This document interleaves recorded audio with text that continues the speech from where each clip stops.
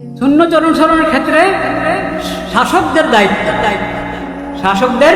দায়িত্ব প্রত্যেক শাসকের সব সদস্য শাসক গোষ্ঠীর সবাই নবী করিম সাল্লাল্লাহু আলাইহি ওয়াসাল্লামের শিক্ষা এবং আদর্শ জানবে, পুরা মুকাম্মাল পূর্ণ আপনার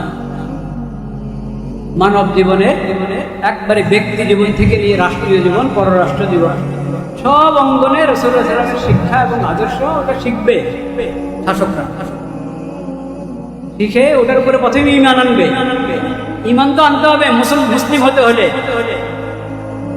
পালন করার সৎ সাহস থাকুক আর না থাকুক, নিজের দেশে বাস্তবায়ন করার সৎ সাহস অর্জন করা পর্যন্ত কমপক্ষে এতটুকু সৎ সাহস রাখবে যে আগে নিজের ঈমান ঠিক করি।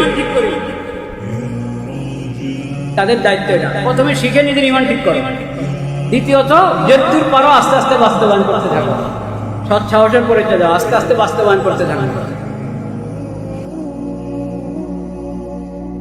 এবং তোমার শাসিত পুরো ভূখণ্ডের মধ্যে সুন্নতের চর্চা করো। ফরজ ইলম যাতে সবাই শিখে সেই ব্যবস্থা করো। প্রতিটা স্কুল, হাই স্কুল, যত শ্রেণীর পড়া আছে, কলেজ, ভার্সিটি, সব জায়গায় ধর্মীয় শিক্ষা এটাই তো নবীর আদর্শ।